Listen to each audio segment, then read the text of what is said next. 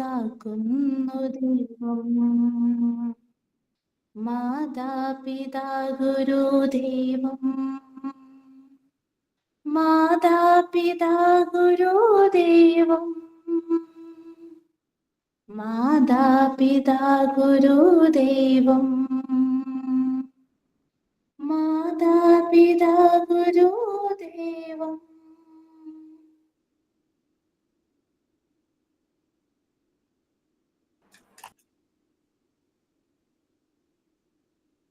Okay, what's next? Any thoughts or anything you want to share?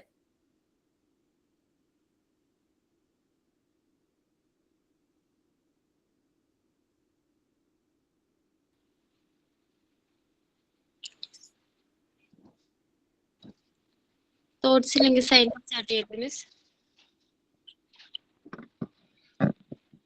Good afternoon, Miss, and good afternoon, my dear friends. I am Sri Lakshmi. Today I am going to signing with a great scientist story for Sir Isaac Newton. Miss, ഇത് രണ്ട് കുട്ടികൾ തമ്മിലുള്ള സംഭാഷണം. അത് sir കേട്ടിട്ട് sir Isaac ന്യൂട്ടനെ പറ്റി പറഞ്ഞു കൊടുക്കുന്നതായിട്ടാണ്. Hey, your test tube is about to fall.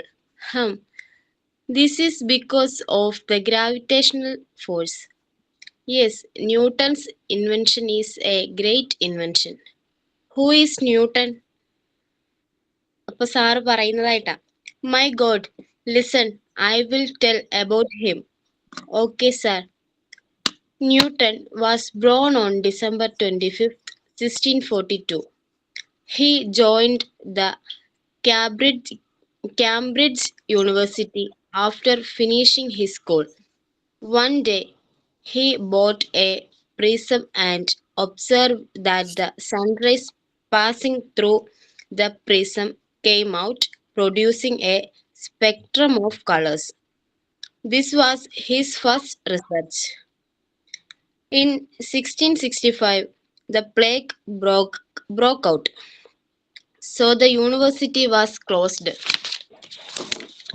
Newton returned home.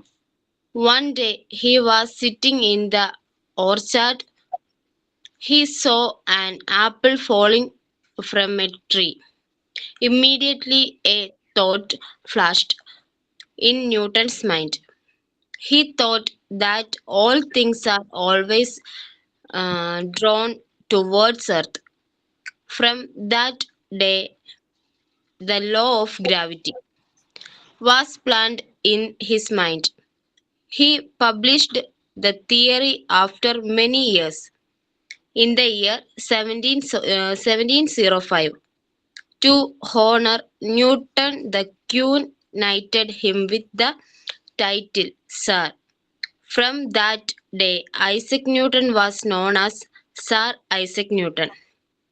He breathed his last in 1727. He was cremated Westminster Abbey, a royal cremation ground. Thank you, Miss. Okay, Dani. Thank you for the informative session. Okay, fine. So, can we move to our class? എന്തെങ്കിലും share ചെയ്യാനുണ്ടോ ആർക്കെങ്കിലും? മാം, എനിക്കൊരു doubt. Yes. ഞാനൊരു question പറയാം, അതിനുള്ള correct ഉത്തരം miss ഒന്ന് പറഞ്ഞുതരോ? Doubt ഉള്ളതാണ്.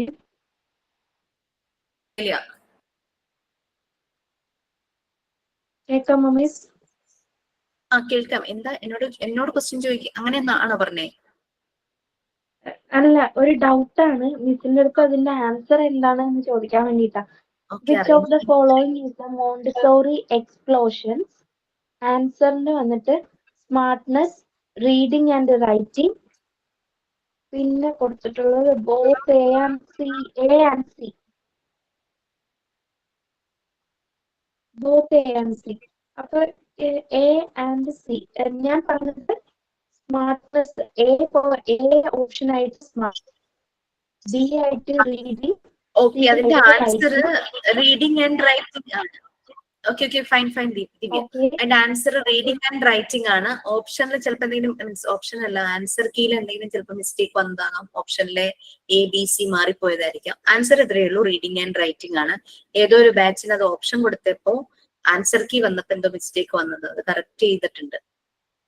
ആ ആൻസർ കണ്ടിട്ടാണോ കൺഫ്യൂഷൻ വന്നത്? നമ്മളിപ്പോ ആൻസർ എനിക്കറിയാവുന്നത് റീഡിംഗ് ആൻഡ് റൈറ്റിംഗ് ആണ്. പക്ഷെ ബോത്ത് A and C എന്നാ കൊടുത്തിരിക്കുന്നത്. എയിൽ വന്നിട്ട് സ്മാർട്ട്നെസ് ആണ്. സ്മാർട്ട്നെസ് നമ്മുടെ മോണ്ടിസോറി എൻവയോൺമെന്റിൽ ഇല്ലാലോ. റീഡിംഗ് ആൻഡ് റൈറ്റിംഗ് ആണല്ലോ ഉള്ളത്. ഞാൻ പറഞ്ഞത് ആൻസർ കീ തെറ്റിപ്പോയതാണ്, very sorry. Reading writing 2 option കൊടുത്തു. അത് ഒരു ഓപ്ഷൻ എയും ഒരു ഓപ്ഷൻ സിയും ആയിട്ടാണ് കൊടുത്തത്. ആൻസർ കീ അതുകൊണ്ടാണ് ബോത്ത് A and C എന്ന് പറഞ്ഞത്. പക്ഷെ ഇത് എന്താ പറയാ, നമ്മളിത് മാനുവലി എഴുതുവാണ്. ഞങ്ങൾ ടീച്ചർമാരെല്ലാം ക്വസ്റ്റ്യൻസ് എഴുതുവാണ്. എഴുതി നമ്മൾ ക്വസ്റ്റ്യൻസ് സെറ്റ് ചെയ്യുന്ന ടീമിലേക്ക് കൊടുക്കുമ്പോൾ അത് ഡിജിറ്റൽ ഫോമിലേക്ക് മാറ്റുക. അപ്പൊ നമ്മൾ മാനുവലി ചെയ്യുമ്പോൾ പലപ്പോഴും മിസ്റ്റേക്സ് പറ്റാം. ഓക്കെ, അങ്ങനെ പറ്റിയൊരു മിസ്റ്റേക്ക് ആണ്. Very sorry for that. Okay Okay, miss. അത് നമ്മൾ പിന്നെ ആൻസർ എക്സാമിൽ അവർക്കത് അത് കറക്റ്റ് ആക്കിയിട്ട് മാർക്ക് കൊടുത്തിട്ടുണ്ട്. അതൊക്കെ കറക്റ്റ് ചെയ്തിട്ടുണ്ട്. മാർക്കിന്റെ കാര്യത്തിൽ അവർക്കൊന്നും പ്രശ്നമൊന്നും വന്നില്ല. അങ്ങനെ ഒരു ക്വസ്റ്റ്യൻ പേപ്പർ പോയപ്പോൾ ആ ഒരു ആൻസറിൽ ഒരു ചെറിയൊരു പ്രശ്നം വന്നു. ആൻസർ അല്ല, ഓപ്ഷൻ എഴുതി വെച്ചതിൽ ഒരു ചെറിയ പ്രശ്നം വന്നു, അതാണ് ഉണ്ടായത്. Okay fine. എന്തെങ്കിലും ഉണ്ടോ?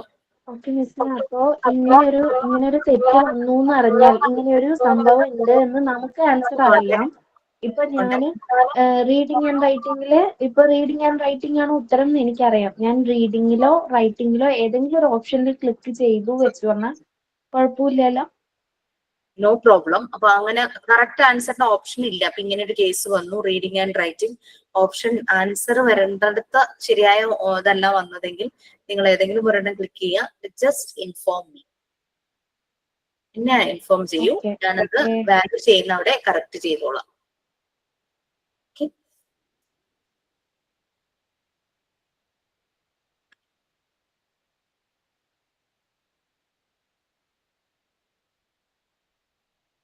Okay, so back to our class. ഇനി ഒന്നും ഷെയർ ചെയ്യാനില്ലല്ലോ? എന്തെങ്കിലും ഉണ്ടോ? No, miss.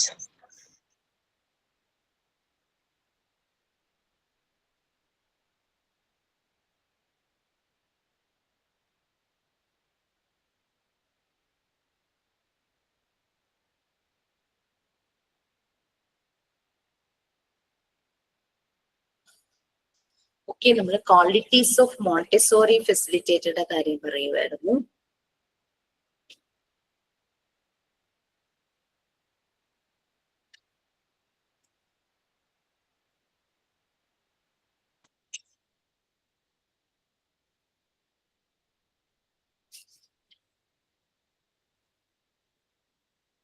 ഓക്കെ, നമ്മൾ ഓരോന്ന് പറഞ്ഞപ്പോ നമ്മൾ പറഞ്ഞു ഒരിക്കലും അഡൾട്ടിന്റെ പോയിന്റ് ഓഫ് വ്യൂവിൽ നിന്നുകൊണ്ട് കുട്ടിയെ നമ്മൾ അനലൈസ് ചെയ്യരുതെന്ന്. ഈവൻ ദോ മോണ്ടിസോറി ഫെസിലിറ്റേറ്ററും അഡൾട്ട് എന്നുള്ള ആ ഒരു കാറ്റഗറിയിൽ വരുന്ന ആളാണ് അല്ലെ. ബട്ട് ആ മോണ്ടിസോറി ഫെസിലിറ്റേറ്റർക്ക് ആ ഒരു ക്വാളിറ്റി വരണം. അഡൾട്ടിന്റെ പോയിന്റ് ഓഫ് വ്യൂവിൽ നിന്നുകൊണ്ട് കുട്ടിയെ അനലൈസ് ചെയ്യാതിരിക്കുക എന്നുള്ളത്. കുട്ടിയുടെ പോയിന്റ് ഓഫ് വ്യൂവിൽ നിന്ന് വേണം മോണ്ടിസോറി ഫെസിലിറ്റേറ്റർ കുട്ടി ചെയ്യുന്ന ഓരോ കാര്യങ്ങളും ഒബ്സർവ് ചെയ്യേണ്ടത്. ഓക്കെ, ക്ലിയർ ആയി? അപ്പൊ ഒരു ഗുഡ് മോണ്ടിസോറി ഫെസിലിറ്റേറ്റർ എന്ന് പറഞ്ഞു കഴിഞ്ഞാല് കുട്ടികളുമായിട്ട് കാര്യങ്ങൾ, അതായത് ഇപ്പൊ ഒരു കുട്ടി എഴുതുന്നു, മേ ബി അവൻ എഴുതുമ്പോ ഏതെങ്കിലും ഒരു ലെറ്ററിന് ചെറിയൊരു എന്തെങ്കിലും ഒരു ഡിഫോർമേഷൻ ഉണ്ടായിരിക്കാം. ബട്ട് അത് അവനായിട്ട് നിന്ന് തന്നെ അത് മനസ്സിലാക്കുക, ചിന്തിക്കുകയാണ് വേണ്ടത്. അല്ലാതെ ഇങ്ങനെയല്ല എഴുതേണ്ടത്, നിനക്ക് ശരിക്കും എഴുതിയാൽ എന്താ, ആ ഒരു കമന്റ്സ് അല്ല ആ ഒരു മോണ്ടിസോറി ഫെസിലിറ്റേറ്റർ ഉണ്ടായിരുന്നത്. അപ്പൊ അവൻ ആ ട്രേസിങ് ചെയ്തതിൽ അല്ലെങ്കിൽ അവന്റെ പ്രീ റൈറ്റിംഗ് സ്കില്ല് കുറച്ചുകൂടി ഇമ്പ്രൂവ് ചെയ്യാനുണ്ടെന്ന് നമുക്ക് ഒബ്സർവേഷനിലൂടെ മനസ്സിലായി. അപ്പൊ വീണ്ടും അവനെ പ്രീ റൈറ്റിംഗ് സ്കില്ല് വരുന്ന ആക്ടിവിറ്റിയിലേക്ക് ഇൻട്രൊഡ്യൂസ് ചെയ്യണം. യൂണിറ്റ് 7. Yes, okay. നമ്മള് കമ്പൈൻഡ് ആയിട്ട് 6ഉം 7ഉം ബാച്ച് കമ്പൈൻഡ് ആണ്. ഇന്നലെ ലാസ്റ്റ് നൈറ്റ് ക്ലാസ് കഴിഞ്ഞ് ബാക്കി പോർഷൻ ആണ് എടുക്കുന്നത്. മോണ്ടിസോറി ഫെസിലിറ്റേറ്ററുടെ ക്വാളിറ്റീസ് ആണ് ഈ ഒരു ടോപ്പിക്കിൽ നമ്മൾ വരുന്നത്. Even though the facilitator is adult, he has to comprehend with the relation with the children. കുട്ടികളുമായിട്ട് മേർജ് ചെയ്തു പോയി വേണം അവർ കാര്യങ്ങൾ ശ്രദ്ധിക്കാൻ. ഇപ്പൊ എഴുതുന്നതിൽ എന്തോ ഒരു പ്രശ്നം കണ്ടു, that means writing skill improve ആവാൻ കുറച്ചുകൂടെ ആ കുട്ടിക്ക് പ്രീ റൈറ്റിംഗ് സ്കില്ലിന് വേണ്ടുന്ന ആക്ടിവിറ്റീസ് കൊടുക്കണം. ഓക്കെ, ഈ പ്രീ റൈറ്റിംഗ് സ്കില്ലിന് വേണ്ടിയിട്ട് പല മെറ്റീരിയൽസും മോണ്ടിസോറി മെത്തേഡിൽ വരുന്നുണ്ട്. പ്രീ റൈറ്റിംഗ് ബോർഡ് എന്ന് പറഞ്ഞിട്ട്, നമുക്കറിയാം നമ്മൾ ഏത് ലാംഗ്വേജില് ലെറ്റേഴ്സ് പഠിച്ചാലും, ഹിന്ദി, മലയാളം, ഇംഗ്ലീഷ്, വേറെ എന്തോ ഉണ്ടായിക്കോട്ടെ, അറബി, ഉറുദു, അങ്ങനെ സംസ്കൃതം, അങ്ങനെയൊക്കെ എന്തൊക്കെ ലാംഗ്വേജ് തന്നെയാണെങ്കിലും എല്ലാ ലാംഗ്വേജിന്റെ ലെറ്റേഴ്സിലും സ്ട്രെയിറ്റ് ലൈനിന്റെ ഭാഗം വരും, കർവ്ഡ് ലൈൻസിന്റെ ഭാഗം വരും. ശരിയല്ലേ? അതെ. കുട്ടികൾ ഏത് ലാംഗ്വേജിന്റെ ലെറ്റേഴ്സ് അവർ എഴുതുമ്പോഴും അവർ സ്ട്രെയിറ്റ് ലൈനിലൂടെയും എഴുതി പോകണം, അതുപോലെ കർവ്ഡ് ആയിട്ടുള്ള ലൈൻസും അവർക്ക് വരും. അങ്ങനെ വരുമ്പോൾ കുട്ടികളെ ആദ്യം തന്നെ സ്ട്രെയിറ്റ് ലൈൻ, അത് സ്ട്രെയിറ്റ് ആയിട്ട് തന്നെ ആ ലൈൻ വരപ്പിക്കാനായിട്ട് പഠിപ്പിക്കും. അതുപോലെ തന്നെ കർവ്ഡ് ആയിട്ടുള്ള ഭാഗങ്ങളും ആ കർവ്ഡ് ആയിട്ടുള്ള ലൈൻസും വരയ്ക്കാനായിട്ട് അവർ പ്രാക്ടീസ് ചെയ്യിക്കേണ്ടതുണ്ട്. അവർ റൈറ്റിങ്ങിലേക്ക് കറക്റ്റ് പോകുന്നതിന് മുമ്പ്. അതിന് വേണ്ടിയിട്ട് പ്രീ റൈറ്റിംഗ് ബോർഡ്സ് എന്ന് പറഞ്ഞിട്ടൊരു മെറ്റീരിയൽ മറിയ മോണ്ടിസോറി ഇൻട്രൊഡ്യൂസ് ചെയ്തിട്ടുണ്ട്. പിന്നെ പറഞ്ഞു ഓരോരോ പ്രാവശ്യവും ഈ മോണ്ടിസോറി മെറ്റീരിയൽസ് അപ്ഡേറ്റഡ് ആകുവാണ്. മോണ്ടിസോറിയുടെ കാലത്ത് തന്നെ, ആ ടൈമിൽ തന്നെ മോണ്ടിസോറി ഡിസൈൻ ചെയ്ത പല മെറ്റീരിയൽസും മറിയ മോണ്ടിസോറി തന്നെ അപ്ഡേറ്റ് ചെയ്തിട്ടുണ്ട്. കാരണം പലപ്പോഴും ആക്സിഡന്റലി പെട്ടെന്ന് തന്നെ ഉണ്ടാകുന്ന ചില കാര്യങ്ങൾ വരുമ്പോഴേക്കും കുട്ടികൾ ഓരോന്ന് ചെയ്യുന്ന കാണുമ്പോൾ മോണ്ടിസോറിക്ക് മനസ്സിലാവും ഇത് ഇങ്ങനെ ആയാൽ കുറച്ചുകൂടി നന്നാവുമെന്ന് തോന്നി. അങ്ങനെ പലതിനും മാറ്റങ്ങൾ വരുത്തിയിട്ടുണ്ട്. ഞാനിപ്പോ പറയാൻ പോകുന്നത്, ഞങ്ങളെ പഠിക്കുന്ന സമയത്ത് പ്രീ റൈറ്റിംഗ് ബോർഡ് 3 ഉണ്ടായിരുന്നു. ഒന്ന് സ്ട്രെയിറ്റ് ലൈൻ ആയിട്ടുള്ള പ്രീ റൈറ്റിംഗ് ബോർഡ്. നിങ്ങളത് എന്താ, ഇപ്പൊ നമുക്ക് ഉണ്ട് ഇൻസ്റ്റിറ്റ്യൂട്ടിൽ അതിന്റെ മെറ്റീരിയൽ ഉണ്ട്. അപ്പൊ എല്ലാം അവിടെ ഇരിക്കുന്നതാണ് എനിക്ക് കാണിച്ചു തരാൻ പറ്റും. എന്നാലും ഞാനൊരു ഐഡിയ തരാം. നമ്മളുടെ ഈ മൊസ്കിറ്റോ കോയിലില്ലേ, കൊതുക് തിരി കണ്ടിരുന്നു? ഇതിന്റെ ഒരു ഷേപ്പില്ലേ, ഇങ്ങനെ ഇരിക്കുന്ന ഷേപ്പ് അല്ലെ, അതിങ്ങനെ കത്തി കത്തി കത്തി കത്തി ഇരുന്ന് നമുക്കറിയാം ആ ഒരു ഷേപ്പ് അല്ലേ. അതൊരു സർക്കുലർ ആയിട്ടുള്ള ഒരു സംഭവമാണ്. അപ്പൊ അതുപോലൊരു പ്രീ റൈറ്റിംഗ് ബോർഡ് നമുക്കുണ്ട്. അപ്പൊ ഓരോന്നിന്റെയും ഇൻ ബിറ്റ്വീൻ ഗ്യാപ്പിലൂടെ ഇങ്ങനെ എന്താ പറയാ, ഞങ്ങളുടെ സമയത്ത് അതിൽ തന്നെയുള്ള ഒരു നോബ് ഉണ്ടായിരുന്നു. ഈ നോബ് മൂവബിളാ. നോബ് ആ ഗ്യാപ്പിലൂടെ ഇങ്ങനെ നമുക്ക് ആ ഷേപ്പിൽ ഇങ്ങനെ ആ നോബ് ഇങ്ങനെ ഓടിക്കാനായിട്ട് പറ്റും. ഇങ്ങനെയും പോകും, ക്ലോക്ക് വൈസും പോകും, ആന്റി ക്ലോക്ക് വൈസും പോകും. ഇതുപോലെ 3 ബോർഡ്സ് ആണുള്ളത്. ഒന്ന് ശരിക്കും ഈ സർക്കുലർ രീതിയിലുള്ള കൊതുകുതിരി പോലത്തെ, മറ്റൊന്ന് ഇങ്ങനെ സ്ട്രെയിറ്റ് ലൈൻ സെയിം തന്നെ ഇങ്ങനെ സ്ക്വയർ ഷേപ്പില്, സർക്കിൾ ആയിരുന്നതിനെ സ്ക്വയർ ആക്കി. മൂന്നാമത്തത് ഇതിന്റെ രണ്ടിന്റെയും കൂടെ കോമ്പിനേഷൻ, സ്ട്രെയിറ്റും കർവും കൂടെ ഒരുമിച്ച് വന്നൊരു കോമ്പിനേഷൻ വരുന്ന ബോർഡായിരുന്നു പ്രീ റൈറ്റിംഗ് ബോർഡായിട്ട് 3 ഇപ്പൊ പുതിയതായി നമ്മൾ മെറ്റീരിയൽസ് വാങ്ങിച്ചപ്പോൾ വന്നതെന്നു വെച്ചാല് പല പല ഷേപ്പിലുള്ളത്, വീടിന്റെ ഷേപ്പിലുള്ളത്, മരത്തിന്റെ ഷേപ്പിലുള്ള, അങ്ങനെ വുഡൻ പീസസിലാണ് കേട്ടോ. അതിലിങ്ങനെ ഗ്യാപ്പുകൾ ഉള്ളതിലൂടെ ഇങ്ങനെ ഇത് അവിടെ നോബല്ല, സെപ്പറേറ്റ് ഒരു സ്റ്റൈലസ്, ഒരു പേന പോലത്തെ സാധനം വുഡിന്റെ തന്നെ. അത് വെച്ചിട്ട് വേണം ഇങ്ങനെ മൂവ് ചെയ്യിക്കാൻ. ആ ടീച്ചേഴ്സ് നിങ്ങളെ ഡെമോ ക്ലാസ് കാണിച്ചു തരും. അത് കൂടാതെ നേരിട്ട് ഇൻസ്റ്റിറ്റ്യൂട്ടിൽ വരുമ്പോൾ നമുക്കത് കുറച്ചുകൂടെ മനസ്സിലാകും. അപ്പൊ ഈ ഗ്യാപ്പിലൂടെ ഈ സ്റ്റൈലസ് ഇങ്ങനെ ഓടിക്കുമ്പോൾ ആ ഷേപ്പിൽ ഇങ്ങനെ മൂവ് ചെയ്തുകൊണ്ടിരിക്കും. കൈയും നമ്മള് പെൻസിൽ പിടിക്കുന്ന പോലെ തന്നെ സ്റ്റൈലസും നമ്മുടെ ഈ 3 വിരൽ വെച്ച് ഇങ്ങനെ പിടിക്കുക. അപ്പൊ അവരുടെ മസിൽസിന്റെ മൂവ്മെന്റും നടക്കും. പിന്നെ ഈ ഷേപ്പും ഇവരിങ്ങനെ ട്രേസ് ചെയ്തുകൊണ്ടിരിക്കും. എന്നിട്ട് കുട്ടി എഴുതാൻ പോകുമ്പോൾ അവൻ ഈ കർവ് ലൈൻസും സ്ട്രെയിറ്റ് ലൈൻസും ഒക്കെ കറക്റ്റ് വരുന്നാണ് പറയാം. ഓക്കെ, അതിന് വേണ്ടിയിട്ട് റൈറ്റിങ്ങിന് മുമ്പുള്ള ഒരു ഇതാണ്. ഈ റൈറ്റിംഗ് ഇപ്പം ദിവ്യ പറഞ്ഞ പോലെ റൈറ്റിങ്ങും റീഡിങ്ങും എക്സ്പ്ലോഷൻ പോലെയാണ് ആ ഒരു എൻവയോൺമെന്റിൽ നടക്കുന്നത്. സ്പോണ്ടേനിയസ് ആയിട്ട് വരിക. നമ്മളിവിടെ ട്രഡീഷണൽ മെത്തേഡിൽ എന്താ, കൈ പിടിച്ച് പിടിച്ച് കൊച്ചിനെ നിർബന്ധിച്ച് എഴുതിപ്പിക്കുന്നു അല്ലേ. ഇത് സ്പോണ്ടേനിയസ് ആയിട്ട് അവർക്ക് വരുന്നാണ് മറിയ മോണ്ടിസോറി പറയുന്നത് മാത്രമല്ല, അത് അവരവിടെ കാണിച്ചു തന്നിട്ടുണ്ട്. കുട്ടികൾ തന്നെ പോയിരുന്ന് എഴുതുന്നത് ഈ sand paper letters and numbers അവർ ട്രേസ് ചെയ്ത് കഴിയുമ്പോൾ ഇതിന്റെ ഇമേജ് ഇവരുടെ ബ്രെയിനിൽ അങ്ങ് സ്റ്റോർ ആവും. അത് ഓർത്താണ് അവർ എഴുതാൻ തുടങ്ങുന്നത്. അവർ പറയുമല്ലോ, ഞാൻ വരച്ചു, എ വരച്ചു, ബി വരച്ചു, ആ വരച്ചു എന്നൊക്കെയല്ലേ പറയുന്നത്. എഴുതിയെന്ന് അവർ പറഞ്ഞു തുടങ്ങിയാല് അവർക്കത് ഡ്രോയിങ് ആണ്. ആ ഇമേജ് റീക്രിയേറ്റ് ചെയ്യുവാണ് അവർ പേപ്പറിലേക്ക്. അതുകൊണ്ടാണ് മറിയ മോണ്ടിസോറി പറയുന്നത് റീഡിങ് ആൻഡ് റൈറ്റിംഗ് എക്സ്പ്ലോഷൻ പോലെയാണ് വരുന്നത്. അപ്പൊ മോണ്ടിസോറി എൻവയോൺമെന്റിൽ നടക്കുന്ന എക്സ്പ്ലോഷൻ ആണ് റീഡിങ് ആൻഡ് റൈറ്റിംഗ്. ഓക്കെ.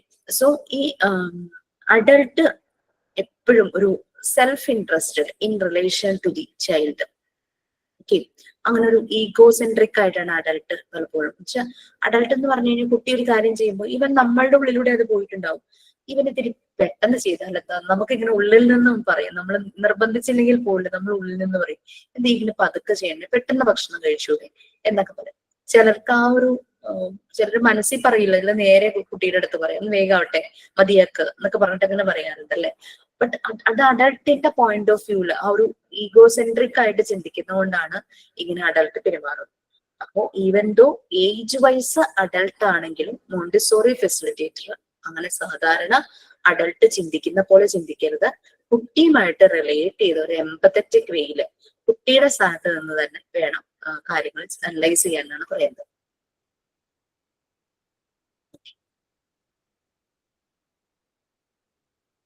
ശരിക്കും അപ്പൊ അഡൾട്ട് ചെയ്യേണ്ടത് എന്താണ്?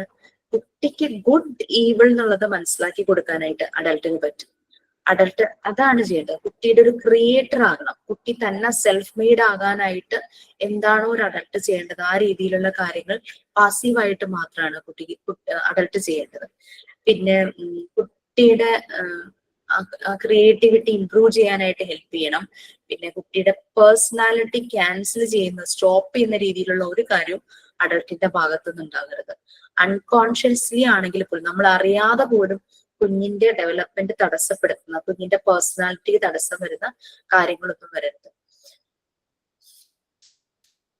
അതിന് പകരം അഡൽട്സിന് എപ്പോഴും കുട്ടിയുടെ ഒരു കെയർ, ലവ്, അതുപോലെ തന്നെ നല്ലൊരു ആറ്റിറ്റ്യൂഡ് ഇതെല്ലാമാണ് കുട്ടിയോട് കാണിക്കുന്നത്.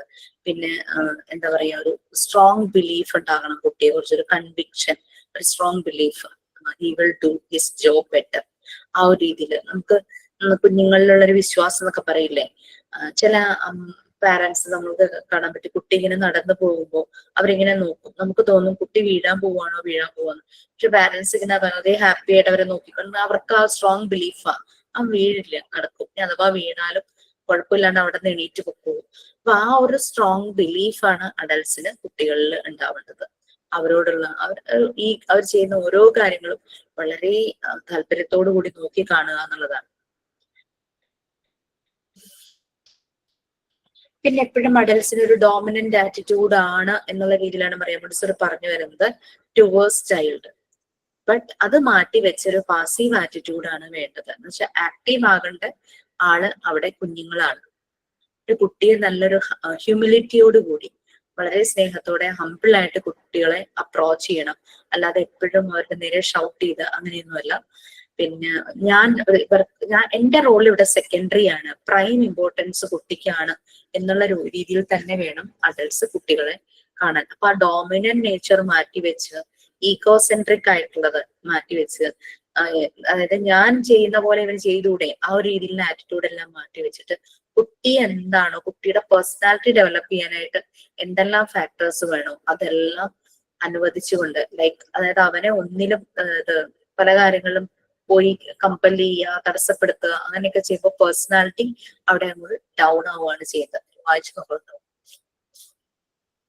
അഡൽട്സിന് മനസ്സിലാണ് ഞാൻ സെക്കൻഡ് പ്ലേസ് ആണ്, ഞാൻ ഒരു സെക്കൻഡറി പേഴ്സൺ ആണ്. That will result the good development of the kid. കുട്ടിയുടെ നല്ലൊരു ഡെവലപ്മെന്റിന് വേണ്ടിയിട്ട് അത് വേണ്ടുന്ന റോളാണ് ഞാൻ എടുക്കേണ്ടത്. അതായത് ഒരു ഒബ്സർവർ, അവൻ ഏതെങ്കിലും ഡേഞ്ചർ ആയിട്ടുള്ള ഭാഗത്തൂടെ പോകുമ്പോൾ അത് ആ സമയത്ത് എനിക്ക് ഇടപെടാം. ഗുഡ് ഓർ ഈവിൾ അത് തിരിച്ചറിവ് കുഞ്ഞുങ്ങൾക്ക് കൊടുക്കാനായിട്ട് എനിക്ക് പറ്റണം. അവരുടെ റോങ് മെസ്സേജ് അവരിലേക്ക് എത്തരുത്. അങ്ങനെയുള്ള കാര്യങ്ങളെല്ലാം നമ്മൾ ശ്രദ്ധിക്കണം. അല്ലാതെ കുഞ്ഞ് ചെയ്യുന്നതെല്ലാം അവന്റെ സെൽഫ് കൺസ്ട്രക്ഷൻ, സെൽഫ് മെയ്ഡ്, അവനെ തന്നെ ക്രിയേറ്റ് ചെയ്യുന്നത്, അത് അങ്ങനെ ഒരു ഇന്നർ ഇൻസ്റ്റിങ്ക്റ്റ് നമ്മുടെ ഉള്ളിലുണ്ട്. അതാണ് പുറത്തേക്ക് പൊട്ടൻഷ്യൽ ആയിട്ട് പുറത്തേക്ക് വരുന്നത്. അപ്പൊ അതിന് തടസ്സം വെക്കുമ്പോൾ കുട്ടിയുടെ കപ്പാസിറ്റി അവിടെ തടസ്സപ്പെടുക. ഓക്കെ, അപ്പോ ഇങ്ങനെ ഒരു കുട്ടിയെ മനസ്സിലാക്കി അവനെ ഫോളോ ചെയ്യണമെങ്കിൽ, അവൻ ചെയ്യുന്ന കാര്യങ്ങൾ ഫോളോ ചെയ്യണം, മനസ്സിലാക്കണമെങ്കിൽ നല്ല ഒബ്സർവേഷൻ വേണം. അപ്പൊ ഒരു മോണ്ടിസോറി ഫെസിലിറ്റേറ്റർ നല്ല ഒബ്സർവർ ആണെങ്കിൽ മാത്രമാണ് ഈ രീതിയിൽ കുട്ടികളെ മനസ്സിലാക്കാനായിട്ട് പറ്റുള്ളൂ.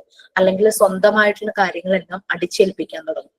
അപ്പൊ ഈ ഒബ്സർവേഷൻ എന്നുള്ള ക്വാളിറ്റിയാണ് ഒരു മോണ്ടിസോറി ഫെസിലിറ്റേറ്റർക്ക് ഏറ്റവും അത്യാവശ്യം വേണ്ടത്.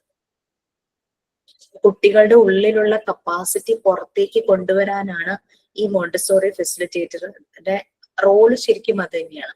ആ കുട്ടിയുടെ പൊട്ടൻഷ്യൽ പുറത്തു കൊണ്ടുവരണം, അല്ലാണ്ട് നമ്മളായിട്ടല്ല ചെയ്തു കൊടുക്കണ്ടേ. പലപ്പോഴും ഈ കുട്ടികള് സ്കൂളിലേക്കൊക്കെ പ്രോജക്റ്റ് അത് വേണം ഇത് വേണം എന്നൊക്കെ പറയുമ്പോൾ അവരെ തന്നെ ചെയ്യാൻ പറ്റുന്ന കാര്യങ്ങൾ അവരെ കൊണ്ട് തന്നെ ചെയ്യിക്കാം. നമ്മുടെ പൊട്ടൻഷ്യൽ അല്ല അവിടെ കാണിക്കേണ്ടത്, നമ്മൾ ഡോമിനന്റ് ആവുകയല്ല ചെയ്യേണ്ടത്. ആ കുട്ടിക്ക് എന്താണോ കപ്പാസിറ്റി അത് വെച്ചിട്ട് അവനെ കൊണ്ട് മാക്സിമം ആ ഒരു ഔട്ട്പുട്ട് അവനിൽ നിന്ന് എടുപ്പിക്കുക എന്നുള്ളത്. ഒരു പാസീവ് ആയിരിക്കണം, അവിടെ ആക്റ്റീവ് ആയിട്ടുള്ള ആള് നമ്മളുടെ കുട്ടിയാണ്. ഇൻഫ്ലുവൻസ് ചെയ്യണം, കുട്ടികളെ ഒരു പ്രചോദനം പോലെ ഒരു ഇൻഫ്ലുവൻസ് ചെയ്യണം.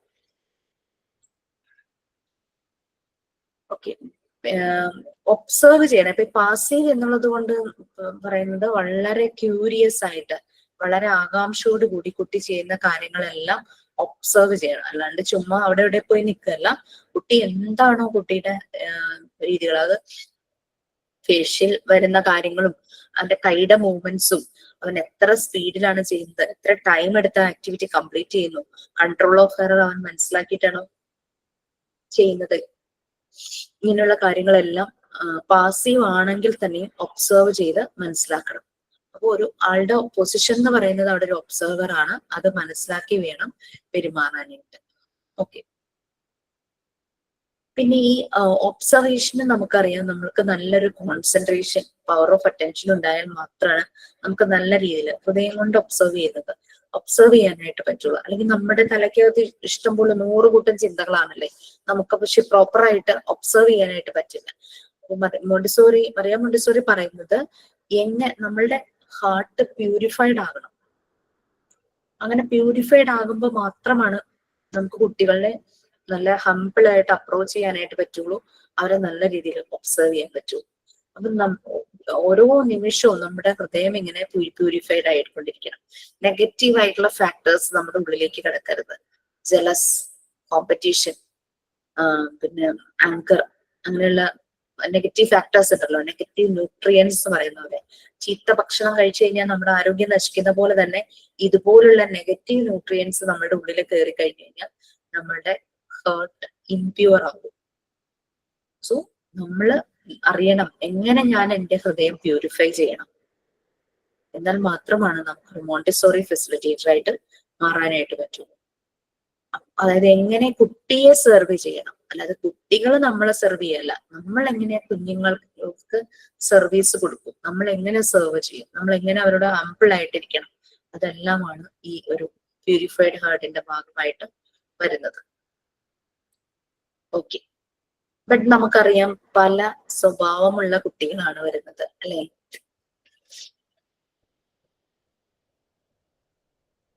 അവരുടെ ക്യാരക്ടർ, ബിഹേവിയർ ഇഷ്യൂസ് ഉണ്ടാകാം, വയലന്റ് നേച്ചർ കാണിക്കാം, അഗ്രസീവ് ആകാം, ഡിസ്ട്രക്റ്റീവ് നേച്ചറുള്ള കുട്ടികൾ ഉണ്ടാകാം, സാധനങ്ങളൊക്കെ എറിഞ്ഞു പൊട്ടിക്കുക, അങ്ങനെയൊക്കെയുള്ള കാര്യങ്ങളൊക്കെ ചെയ്യുമല്ലോ, കൈ കിട്ടുന്നൊക്കെ പിടിച്ച് വലിച്ചു കഴിയുക, അങ്ങനെയുള്ളതൊക്കെ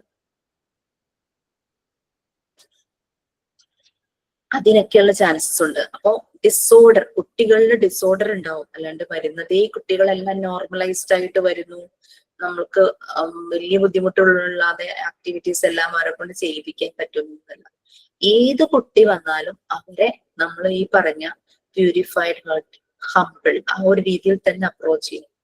അവിടെ നമ്മൾ ഡിഫറൻസ് വരുന്നത് എങ്ങനെയാന്ന് വെച്ചാൽ, ഡീവിയേറ്റഡ് ആയിട്ടുള്ള കുട്ടികൾ ഉണ്ടെങ്കിൽ, അതായത് ഈ പറഞ്ഞ violent nature, destructive character, behaviour issues, silent, sleepy, lazy, അങ്ങനെയുള്ള കുട്ടികളെല്ലാം നമ്മൾ ഇത് സൈലന്റ് എന്ന് ഉദ്ദേശിച്ചത് ഇങ്ങനെ ഒന്നും ആക്റ്റീവ് ആകാതെ സൈലന്റ് ആയിട്ട് ആക്ടിവിറ്റി ചെയ്യുന്ന കുട്ടികൾ നോർമലൈസ്ഡ് ആണ്. അങ്ങനെ വരുന്ന കുട്ടികളെ നമ്മൾ ഡീവിയേറ്റഡ് കിഡായിട്ട് കൺസിഡർ ചെയ്തിട്ട് അവരിൽ നമുക്ക് ഇന്റർവെൻഷൻ നടത്താം. മറ്റേ നോർമലൈസ്ഡ് കുട്ടികളെ നമ്മൾ ഒബ്സർവ് ചെയ്യുന്നു, നല്ല രീതിയിൽ ഒബ്സർവ് ചെയ്യുന്നു. മറ്റേ കുട്ടികൾക്ക് നമ്മൾ ഇന്റർവെൻഷൻസ് ചെയ്തുകൊണ്ടേയിരിക്കണം. അവരെ നോർമലൈസ്ഡ് ആകുന്നത് വരെ അവർക്ക് വേണ്ടുന്ന ആക്ടിവിറ്റീസ് അവർ ട്രഡീഷണൽ മെത്തേഡിൽ ചെയ്യുന്ന പോലെ തന്നെ, ദാറ്റ് മീൻസ് അവരെ ഷൗട്ട് ചെയ്യുക, വഴക്ക് പറയുക, അടിക്കുക എന്നുള്ളതൊന്നല്ല, അവരെ ഓരോ ആക്ടിവിറ്റിയിലൂടെ കൊണ്ടുപോകണം. അവരുടെ ഈ നേച്ചർ മാറ്റാൻ ഏതൊക്കെ ആക്ടിവിറ്റിയാണ് ഹെൽപ്ഫുൾ ആകുന്നതെന്ന് കണ്ടുപിടിച്ച് മനസ്സിലാക്കി അത് ചെയ്യിക്കണം. ഇത് മാത്രമല്ല, വീട്ടിലും അവർ ഇത് ഫോളോ ചെയ്യുന്ന രീതിയിൽ പാരന്റ്സിന് അവയർനെസ് കൊടുക്കണം. ആ രീതിയിലാണ് ഇങ്ങനെയുള്ള കുട്ടികളെ മാനേജ് ചെയ്യാനായിട്ട് പറ്റും. അപ്പോ കോണ്ടാക്ട് അതായത് കുട്ടിയുടെ ഡിസോർഡർ, ഏതെങ്കിലും ഒരു കുട്ടിയുടെ ഡിസോർഡർ നോട്ട് ചെയ്യാൻ, അവന്റെ wild actions, chaotic actions, wild action, പിന്നെ ഏത് സമയത്താണ് ഈ ഒരു ഡിസോർഡർ അല്ലെങ്കിൽ ഈ ഒരു ബിഹേവിയറൽ ഇഷ്യൂ ഉണ്ടാകുന്നതെന്ന് നോട്ട് ചെയ്യാം. ചിലപ്പോൾ ഏതെങ്കിലും ഒരു ആക്ടിവിറ്റി ചെയ്യുന്ന സമയത്തായിരിക്കാം, അല്ലെങ്കിൽ കുട്ടിയെ നേരെ പാരന്റ്സ് സ്കൂളിൽ കൊണ്ടുവിടുന്ന ടൈം തുടങ്ങി തന്നെ ആയിരിക്കാം. ചിലപ്പോൾ വന്ന് കുറച്ചൊക്കെ അങ്ങനെ സൈലന്റ് ആയിട്ടൊക്കെ ഇരിക്കും, പക്ഷെ ഏതെങ്കിലും ഒരു ആക്ടിവിറ്റിയിൽ ഇൻവോൾവ് ആയി കഴിയുമ്പോഴേക്കാണോ ഇത് എപ്പോഴാണ് ഈ ഒരു കയോട്ടിക് ആക്ഷൻസ്, വൈൽഡ് ആക്ഷൻസ് വരുന്നതെന്ന് നോട്ട് ചെയ്യാം. കാരണം ഇതെല്ലാം നമുക്കൊരു ഡേറ്റാബേസ് ആണ്. നോട്ട് ചെയ്തിട്ട് വേണം നമ്മൾ ഈ കുട്ടിയിൽ എന്ത് ഇന്റർവെൻഷൻ വേണമെന്ന് ആലോചിക്കാൻ. പിന്നെ അതുപോലെ തന്നെ ചില കുട്ടികൾ നിങ്ങൾ ശ്രദ്ധിച്ചിട്ടുണ്ടോന്ന് അറിയില്ല, എന്തെങ്കിലും ഒരു ആക്ടിവിറ്റീസ് ചെയ്യുന്നതിന്റെ ഇടയിലൂടെ ഭയങ്കരമായിട്ട് ഒച്ചയെടുക്കും, ഷൗട്ട് ചെയ്യും, ചിലപ്പോൾ കരയും, സന്തോഷം കൊണ്ടൊക്കെ നിങ്ങൾ ആർത്ത് വിളിക്കുന്ന പോലത്തെ ഒരു ഇതൊക്കെ ഇല്ലേ, അങ്ങനെയൊക്കെ കാണിക്കും. അങ്ങനെയുള്ളതെല്ലാം നോട്ട് ചെയ്യാം. പിന്നെ ഇവർക്ക് ഡെമോൺസ്ട്രേഷൻ കൊടുക്കുമ്പോൾ ആ ഒരു അഫെക്ഷൻ, ആ ഒരു ഇഷ്ടത്തോടു കൂടി ഡെമോൺസ്ട്രേഷൻ കൊടുക്കും, അല്ലാതെ എന്തെങ്കിലും കാണിക്കാൻ വേണ്ടിയിട്ട് ഡെമോൺസ്ട്രേഷൻ കൊടുക്കുക. അപ്പൊ ഇങ്ങനെ വരുന്ന കുട്ടികളെ നമ്മൾ നോട്ട് ചെയ്തിട്ട് അവർക്ക് കൊടുക്കേണ്ട ഇന്റർവെൻഷൻസ്, ഇവരോടും എല്ലാവരും ഒരേ സമയം എല്ലാവരോടും ഈ ഒരു ഹ്യൂമിലിറ്റി കാണിക്കണം. അതുപോലെ തന്നെ പ്യൂരിഫൈഡ് ഹാർട്ടും ആയിരിക്കണം, ഒബ്സർവ് ചെയ്യണം. ഇതുപോലെ ബിഹേവിയറൽ ഇഷ്യൂസ് വരുന്ന കുട്ടികൾക്ക് നമ്മൾ ആക്ടിവിറ്റീസ് നമുക്ക് പ്രൊവൈഡ് ചെയ്തു. ഇനി ഇങ്ങനെ ആ ഒരു സ്വഭാവത്തിന്റെ കാര്യങ്ങൾ ഇങ്ങനെ വന്നു. നമ്മൾ പറഞ്ഞു ഈ ഒരു എൻവയോൺമെന്റിലൂടെ പോകുമ്പോൾ കുട്ടികളില് സെൽഫ് ഡിസിപ്ലിൻ, ഒബീഡിയൻസ് ഇതെല്ലാം തന്നെത്താനെ ഉണ്ടാകുന്നു എന്ന് പറഞ്ഞു. ഇനി നമുക്ക് ഈ സെൽഫ് ഡിസിപ്ലിൻ, ഒബീഡിയൻസ് ഇതിന്റെ ഒരു ലെവൽ എങ്ങനെയാണെന്ന് ഉള്ള കാര്യമാണ് നെക്സ്റ്റ് നോട്ട് ചെയ്യാനായിട്ട് പറഞ്ഞത്. കുട്ടികൾ ആക്ടിവിറ്റീസ് ചെയ്യുന്നു. ആക്ടിവിറ്റീസ് ചെയ്തുകൊണ്ടിരിക്കുന്ന സമയത്ത് പെട്ടെന്ന് ആരെങ്കിലും ആരെങ്കിലും വിളിക്കുമ്പോൾ ഈ ചെയ്ത ആക്ടിവിറ്റീസ് നിർത്തിയിട്ട് ആ ഭാഗത്തേക്ക് ചിലപ്പോൾ ശ്രദ്ധിക്കാം കുട്ടികൾ, അല്ലെ? പിന്നെ ചില കുട്ടികൾ ശ്രദ്ധിച്ചിട്ട് അവർ ബാക്ക് ടു വർക്ക് അങ്ങനെ തന്നെ ചെയ്യും. ചില കുട്ടികൾ ശ്രദ്ധിക്കുകയില്ല, അവര് അത് ചെയ്തുകൊണ്ട് തന്നെ ഇരിക്കും. ചില കുട്ടികൾ ശബ്ദം കേട്ട ഭാഗത്തേക്ക് എണീറ്റ് പോകും. അപ്പൊ അവര് ഡീവിയേറ്റഡ് ആണ്. അങ്ങനെ എണീറ്റ് പോയി കഴിഞ്ഞാൽ ദാറ്റ് ഈസ് ഡീവിയേറ്റഡ്. അപ്പൊ അങ്ങനെ ഇവര് ചെയ്യുന്ന ഓരോ ആക്ഷൻസും ഒരു ഡിസ്ട്രാക്ഷൻ വരുമ്പോ എങ്ങനെയാണ് ഇവര് റെസ്പോണ്ട് ചെയ്യുന്നത്, അപ്പൊ അവരുടെ ആ ഒബീഡിയൻസ് ലെവല് എത്രത്തോളം ഉണ്ടെന്ന് നമുക്ക് മനസ്സിലാവും. എണീറ്റ് പോവുക എന്ന് പറഞ്ഞു കഴിഞ്ഞാൽ ഒബീഡിയൻസ് ലെവല് ഇത്തിരി ലോ ആണ്. പക്ഷെ അവൻ ചെയ്യേണ്ട കാര്യം നിർത്തിയിട്ട് പകുതിക്ക് ഇട്ടിട്ടാണ് അങ്ങനെ പോകുന്നത്. അപ്പൊ ഞാനിത് കംപ്ലീറ്റ് ചെയ്യണം, ദാറ്റ് ഈസ് ആ ഒരു സെൽഫ് ഡിസിപ്ലിൻ അവനിൽ വന്നു, അവൻ അനുസരണയോടുകൂടി അത് ചെയ്യുന്നു. അതേസമയം ഇതൊന്നും മൈൻഡ് ചെയ്യുന്നില്ല. എന്തെങ്കിലുമൊക്കെ ഒരു ഒച്ച കേൾക്കുമ്പോൾ, ആരും വിളിക്കണമെന്നില്ല, എന്തെങ്കിലും ഒരു ശബ്ദം കേൾക്കുമ്പോഴേക്കും ആ ഒരു ശബ്ദത്തിന്റെ പുറകെ പോകുന്നു. അതൊക്കെ ഡീവിയേറ്റഡ് ആയിട്ടുള്ള കാര്യമാണ്. ഒബീഡിയൻസിന്റെ ലെവല് അവിടെ നമുക്ക് മനസ്സിലാവും. മോണ്ടിസോറി ടീച്ചറുടെ റോൾസ് ആണ് നെക്സ്റ്റ് വരുന്നത്. ഓക്കെ, ഇങ്ങനത്തെ പല ചലഞ്ചിങ് ആയിട്ടുള്ള കണ്ടീഷൻസ് പലപ്പോഴും ഒരു മോണ്ടിസോറി ഫെസിലിറ്റേറ്റർക്ക് വരാം. കുട്ടികളുടെ ബിഹേവിയറൽ ചേഞ്ചസ്, അവര് ഡീവിയേറ്റഡ് ആയിട്ടുള്ള കുട്ടികളെ നോർമലൈസ്ഡ് ആക്കാൻ വേണ്ടിയിട്ട് എന്തെല്ലാം ആക്ടിവിറ്റീസ് ചെയ്യണം, ഇതാണ് പൊതുവെ ഫെസിലിറ്റേറ്റർ ആ ഒരു എൻവയോൺമെന്റ് ഫേസ് ചെയ്യുന്ന challenges. Next Montessori facilitated roles. ഒരു ഒബ്സർവർ എന്നുള്ള രീതിയിൽ നമ്മളിപ്പോ കാര്യങ്ങളെല്ലാം പറഞ്ഞു. ഏറ്റവും വേണ്ടത് ഒരു ക്വാളിറ്റി ഒബ്സർവേഷൻ ആണ്. അതുകൂടാതെ മെനി അതർ റോൾസ് ഉണ്ട്.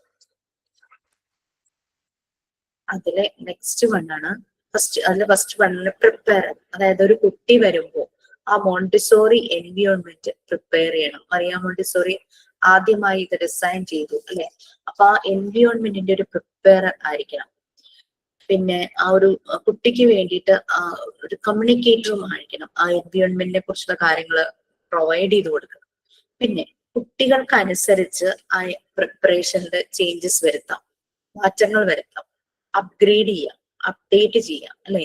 വരുന്ന കുട്ടികളെ അനുസരിച്ച് ഇപ്പം ഹൈറ്റ് എല്ലാ കുട്ടികളെക്കാളും ചെറിയൊരു കുട്ടിയാണെന്ന് വിചാരിക്കുക. സാധാരണ കുട്ടികൾ യൂസ് ചെയ്യുന്ന സ്റ്റൂൾ അവന് പറ്റുന്നില്ലെങ്കിൽ അവന്റെ സൈസിൽ വരുന്ന ഒരു സ്റ്റൂൾ അവിടെ പ്രൊവൈഡ് ചെയ്യും.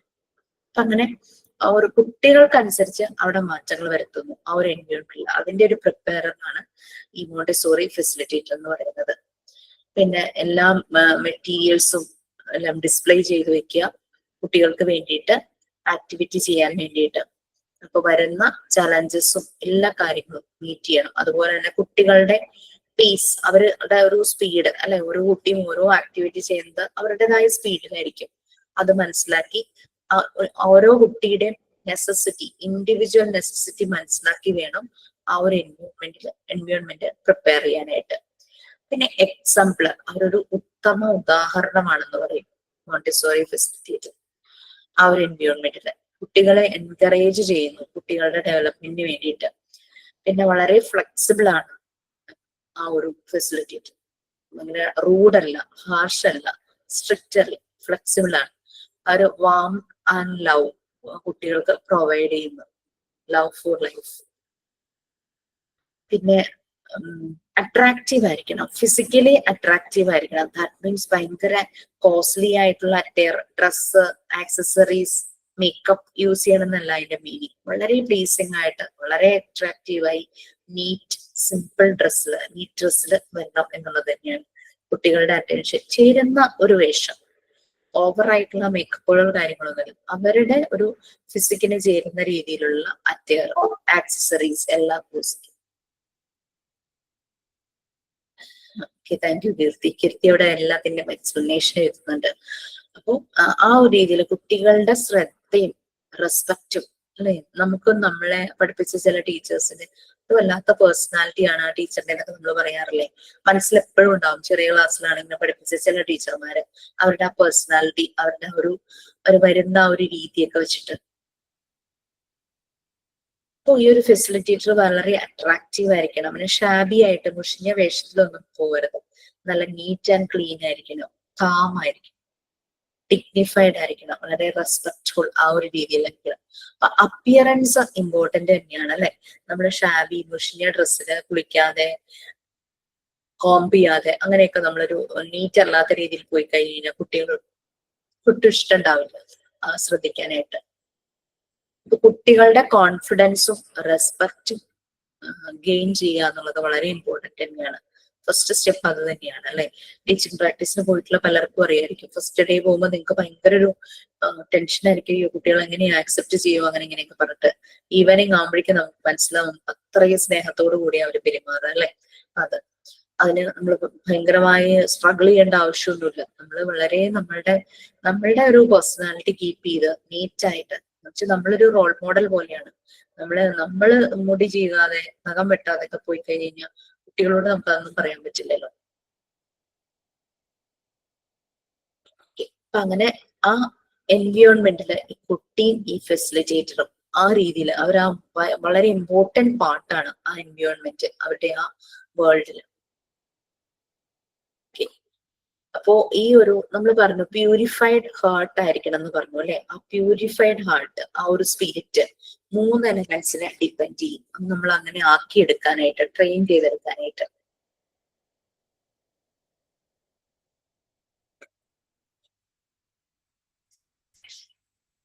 ഫെസിലിറ്റേറ്റർ ഒരു കുട്ടികളുമായിട്ട് വളരെ ഇന്റിമേറ്റ് റിലേഷൻഷിപ്പിലുള്ള ഒരാളായിരിക്കണം ക്ലാസ് റൂമില്.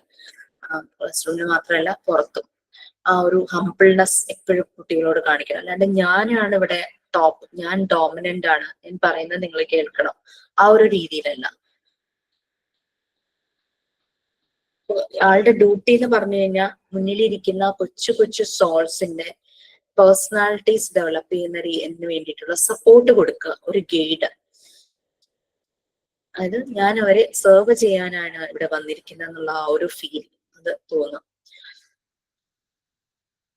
പിന്നെ അതുപോലെ തന്നെ ഒരിക്കലും ലിമിറ്റ് ക്രോസ് ചെയ്തുകൊണ്ട് ഒരു കുട്ടി ഒരു ആക്ടിവിറ്റി ചെയ്യുമ്പോൾ പോയി കുട്ടിയെ തടസ്സപ്പെടുത്തരുത്. അതെല്ലാം ശ്രദ്ധിക്കേണ്ടതുണ്ട് ഒരു ഫെസിലിറ്റേറ്റർ എന്ന് പറയുന്നത്. പിന്നെ ഓരോ കുട്ടിയെയും ഓരോ ഇൻഡിവിജ്വൽ ആയിട്ട് കാണണം. അവർക്ക് ഓരോ പേഴ്സണാലിറ്റി ഉണ്ട്, അവർ ഇൻഡിവിജ്വൽ ആയിട്ട് കാണണം. അവരുടെ ഫീലിങ്സിനെ റെസ്പെക്ട് ചെയ്യുക, അവരുടെ ഇമോഷൻസിനെ റെസ്പെക്ട് ചെയ്യുക. ഓക്കെ, ഓരോരുത്തരും ഡിഫറെന്റ് ആണ്. അവർക്ക് ഓരോരുത്തർക്കും ഓരോ പൊട്ടൻഷ്യൽ, ഓരോ കപ്പാസിറ്റി, ഓരോ കഴിവാണുള്ളത്, അത് മനസ്സിലാക്കുക. അപ്പൊ ഈ ഒരു ഫെസിലിറ്റേഷൻ ഡ്യൂട്ടി എന്ന് പറഞ്ഞു കഴിഞ്ഞാല് അവർക്ക് വളരെ കംഫർട്ടബിൾ ആയിട്ടുള്ള ഒരു എൻവയോൺമെന്റ് പ്രൊവൈഡ് ചെയ്ത് കൊടുക്കുക. അവരുടെ psychic progress, psychic development, mental ഡെവലപ്മെന്റിന് വേണ്ടുന്ന ഒരു എൻവയോൺമെന്റ് പ്രൊവൈഡ് ചെയ്ത് കൊടുക്കുക. ഓരോ കുട്ടിക്കും എൻഷുർ ചെയ്യുക. കാരണം ഓരോ കുട്ടിയും സ്നേഹിക്കപ്പെടണം, അല്ലെ? ആ കുട്ടികളെല്ലാം സ്നേഹിക്കാനുള്ളതാണ്, സ്നേഹിക്കപ്പെടണം. അവർക്ക് loved and to be loved കുട്ടികളുടെ ഒരു റൈറ്റ് തന്നെയാണ്. അപ്പൊ എല്ലാ കുട്ടികൾക്കും അത് ആവശ്യമാണ്. അവരെല്ലാരെയും കെയർ ചെയ്യണം, സ്നേഹിക്കണം.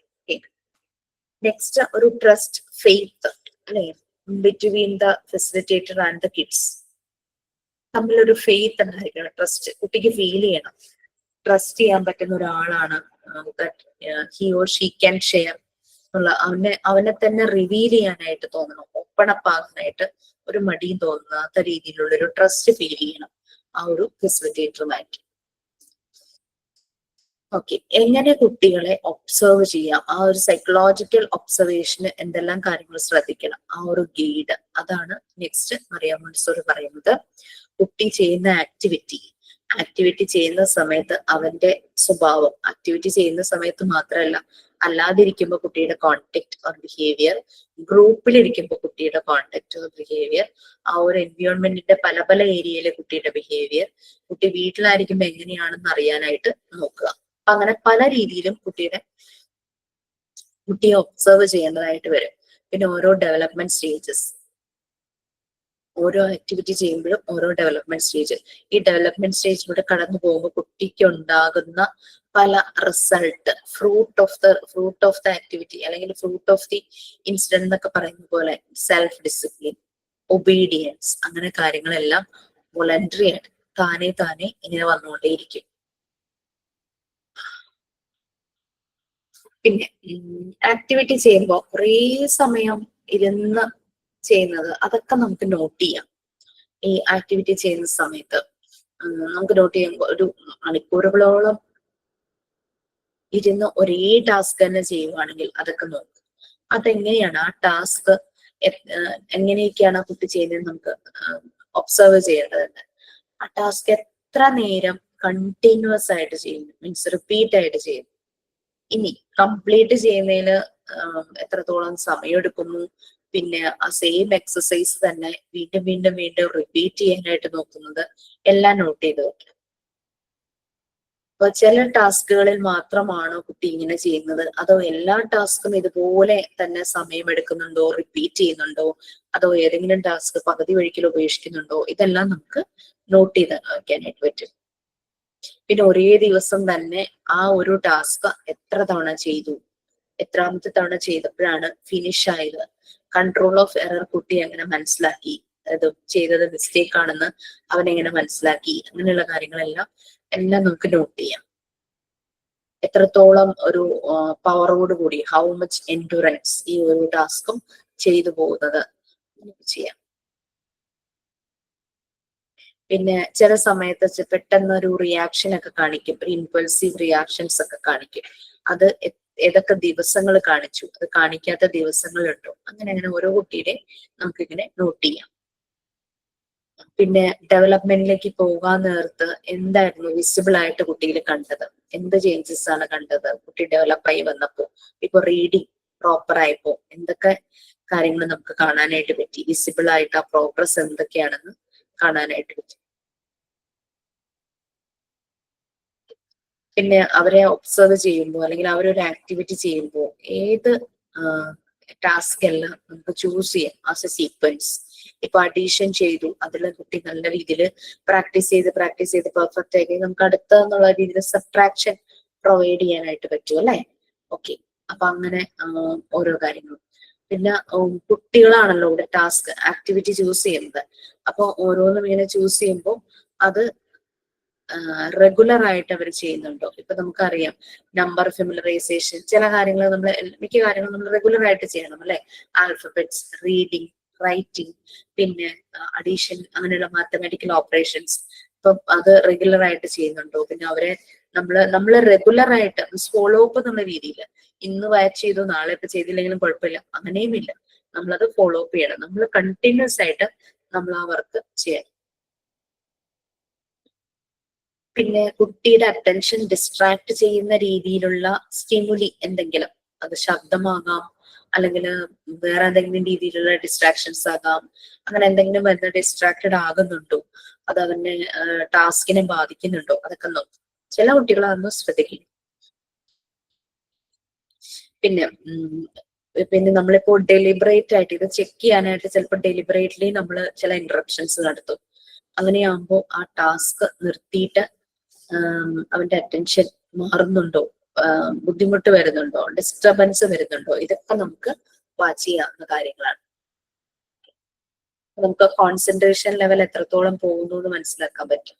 ചില ഡിസ്റ്റർബൻസ് ഒന്നും ചില കുട്ടികൾ മൈൻഡ് ചെയ്യില്ല, അവരാ ചെയ്യുന്ന കാര്യങ്ങൾ തന്നെ ചെയ്തുകൊണ്ടിരിക്കും. ഇത് ചില കുട്ടികൾ പക്ഷെ പെട്ടെന്ന് ഡിസ്ട്രാക്റ്റഡ് ആകും, അവർ ചെയ്തുകൊണ്ടിരിക്കുന്ന പണി നിർത്തും. ചിലർ ജസ്റ്റ് ഒന്ന് അവിടെ നിന്ന് ഇതാകും, വീണ്ടും ബാക്ക് ടു വർക്ക്. അങ്ങനെ പല രീതിയിലാണ് കുട്ടികളെ നമ്മൾ ഇത് കാറ്റഗറൈസ് ചെയ്യുന്നത്. അങ്ങനെയാണ് ഡീവിയേറ്റഡ്, നോർമലൈസ്ഡ്. അപ്പോൾ ഇങ്ങനെ പെട്ടെന്ന് ഡീവിയേറ്റഡ് ആയി പോകുന്ന കുട്ടികൾക്ക് ഫർദർ ആക്ടിവിറ്റീസ് കൊടുത്ത് വീണ്ടും വീണ്ടും അവരെ പ്രാക്ടീസ് ചെയ്യിക്കുക. അത് പെട്ടെന്നൊന്നും നമുക്ക് ചെയ്യാനായിട്ട് പറ്റില്ല, ചിലപ്പോൾ മാസങ്ങളോളം എടുക്കും അവരൊന്ന് ശരിയായി വരാനായിട്ട്.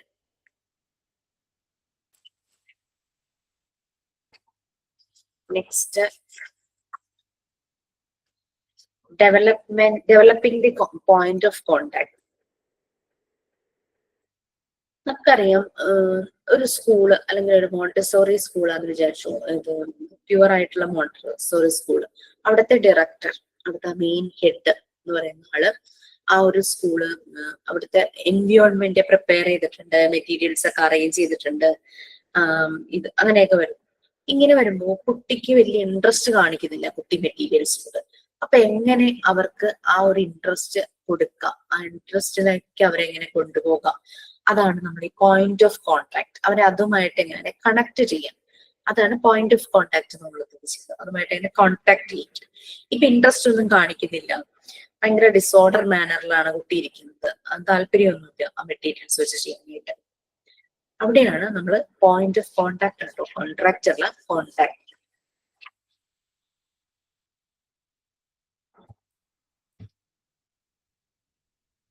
ഓക്കെ, അപ്പം അതിനു വേണ്ടിയിട്ട് മോണ്ടിസോറി ചെയ്ത ഒരു മെത്തേഡായിരുന്നു കുട്ടികൾക്ക് മ്യൂസിക്, ചുമ്മാ മ്യൂസിക് അങ്ങ് പ്ലേ ചെയ്ത് കൊടുക്കുക.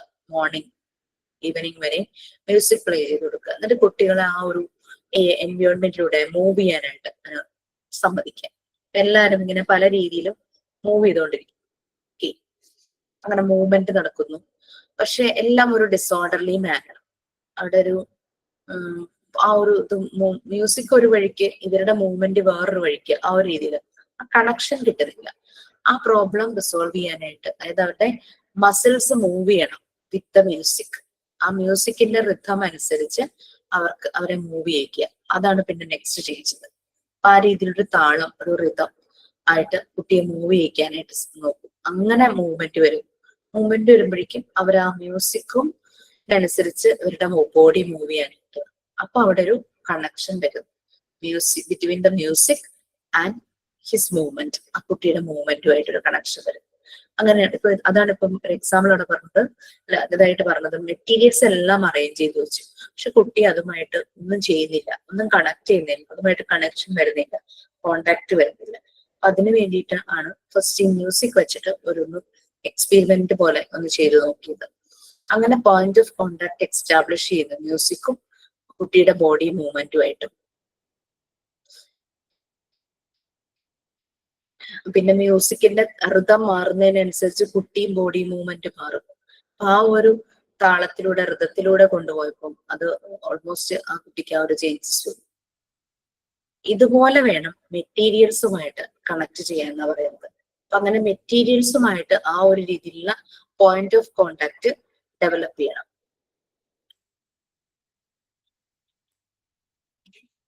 ഓക്കെ, അതിനും ഒരു എക്സാമ്പിൾ, മെറ്റീരിയൽസ് വെച്ചിട്ടുള്ളതിനൊരു എക്സാമ്പിൾ ഇതുപോലെ തന്നെ പറയുന്നുണ്ട്. അപ്പോ ഇത് മനസ്സിലാക്കാൻ വേണ്ടിയിട്ട് നമുക്കറിയാം, ഈ മോണ്ടിസോറി പ്രിപ്പയർഡ് എൻവയോൺമെന്റിനെ 5 ഏരിയ ആയിട്ടാണ് തിരിച്ചിരിക്കുന്നത്. അതിലൊരു ഏരിയ ആണ് സെൻസോറിയൽ ഏരിയ. ഓക്കെ, ഈ സെൻസോറിയൽ ഏരിയയില് പല മെറ്റീരിയൽസ് ഉണ്ട്. അതായത് തൊട്ട് നോക്കുന്നത്, കണ്ണടച്ച് ബ്ലൈൻഡ് ഫോൾഡ് ചെയ്ത് ചെയ്യുന്നത്, സൗണ്ട് കേൾക്കുന്നത്, ടേസ്റ്റ് ചെയ്യുന്നത്, മണത്ത് നോക്കുന്നത്, അങ്ങനെ പല പല മെറ്റീരിയൽസ് ഉണ്ട്. ഈ മെറ്റീരിയൽസ് കുട്ടികൾക്ക് പുതിയ പുതിയ സൗണ്ട് ബോക്സ് ഉണ്ട്, സൗണ്ട് സിലിണ്ടേഴ്സ് ഉണ്ട്. ആ സൗണ്ട് കേൾപ്പിക്കുന്നു, പല ഡിഫറെന്റ് സൗണ്ട്സ്. അപ്പൊ അവർ എൻവയോൺമെന്റുമായിട്ട് കണക്ട് ചെയ്യും. ആ ഒരു പോയിന്റ് ഓഫ് കോണ്ടാക്ട്, ഈ ശബ്ദം ഞാൻ എവിടെ കേട്ടിട്ടുണ്ടല്ലോ, ആ രീതിയിൽ. പിന്നെ പുതിയ പുതിയ ഷേപ്സ് കൊടുക്കും. കേക്കിന്റെ ഷേപ്പിൽ കൊടുക്കും, അവരുടെ ടോഫിയുടെ ഷേപ്പിലുള്ളത് കൊടുക്കും. അങ്ങനെ ഇങ്ങനെ വരുമ്പോഴേക്കും അവർക്ക് ഈ ഷേപ്പ് ഞാൻ എവിടെ കണ്ടിട്ടുണ്ടല്ലോ. അങ്ങനെ മെറ്റീരിയലുമായിട്ടുള്ള ഒരു കണക്ഷൻ ആദ്യം എസ്റ്റാബ്ലിഷ് ചെയ്യാം. ഓക്കെ. പിന്നെ കൺട്രോൾ ഓഫ് എറർ അവർ തന്നെയാണ്. ഇത് ഇപ്പൊ സെൻസോറിയൽ മെറ്റീരിയൽ ആകുമ്പോൾ ബ്ലൈൻഡ് ഫോൾഡ് ചെയ്യുമ്പോൾ ചില ടച്ച് ചെയ്യുന്ന കാര്യങ്ങൾ അവർക്ക് പെട്ടെന്ന് മനസ്സിലാവും. അപ്പം ആ ഒരു അവരുടെ കണ്ണടയ്ക്കുമ്പോഴേക്കും അവർക്ക് ആ ഒരു ടാക്ടൈൽ സെൻസ് നല്ല രീതിയിൽ വരും. അപ്പൊ ഇവര് പല കാര്യങ്ങളും ചെയ്യുമ്പോൾ കൺട്രോൾ ഓഫ് എറർ, ഇപ്പം നോക്കുമ്പോ രണ്ടും ഒരുപോലെ തോന്നുന്നു, മനസ്സിലാവുന്നില്ല. അപ്പോൾ ബ്ലൈൻഡ് ഫോൾഡ് ചെയ്ത് ഇപ്പൊ ടച്ച് ചെയ്ത് മനസ്സിലാക്കുന്ന, ടെക്സ്ചർ മനസ്സിലാക്കുന്ന സാധനമാണെങ്കിൽ ബ്ലൈൻഡ് ഫോൾഡ് ചെയ്താൽ അങ്ങനെ ഒരു സപ്പോർട്ടൊക്കെ നമ്മൾ കൊടുക്കുമ്പോഴേക്കും കുട്ടികൾ അതിനനുസരിച്ച് അവർ കുറെ കൂടി ഇഷ്ടപ്പെടും ബ്ലൈൻഡ് ഫോൾഡ് ചെയ്ത് ചെയ്യാനുള്ള കാര്യങ്ങളൊക്കെ ആയിട്ട്.